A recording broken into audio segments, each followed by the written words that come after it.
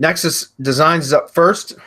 Says, hey, I have one question that's very important to me with the RSS feed output of a WordPress self-hosted website. Should we put out a summary for the full text option? That's up to you.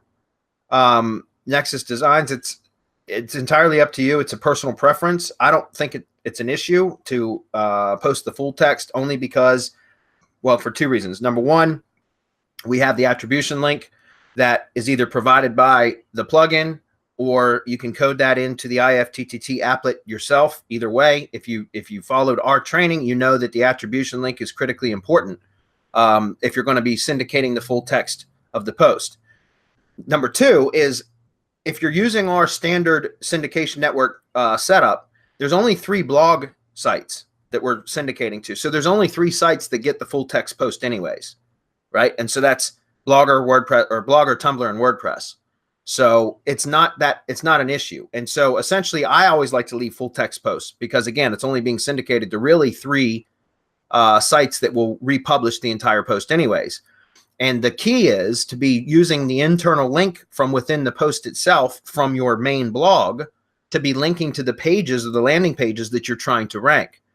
And so by publishing the full text of the post, that internal link from within the body, the post body of the blog post itself, will also be published on the blog sites, right? So Blogger, Tumblr, WordPress. So you get a little bit of additional links, in other words, built back to your original post and also to the page that you're promoting within the post.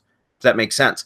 However, if you want to just go summary, that's perfectly fine. You know, I prefer the full text method, but you can, or the full post method, but you can go with the summary method. Just know that you will lose a little bit of SEO value to your internal page that you're ultimately trying to promote.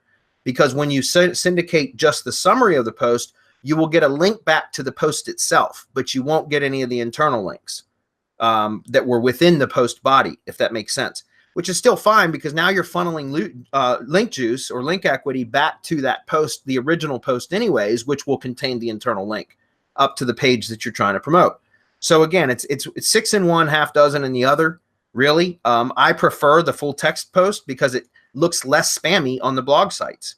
Think about it. Summary posts on blog sites, guys, look spammy because it's just usually, you know, a paragraph or a set number of characters, and then it's just a ... or a read more or whatever.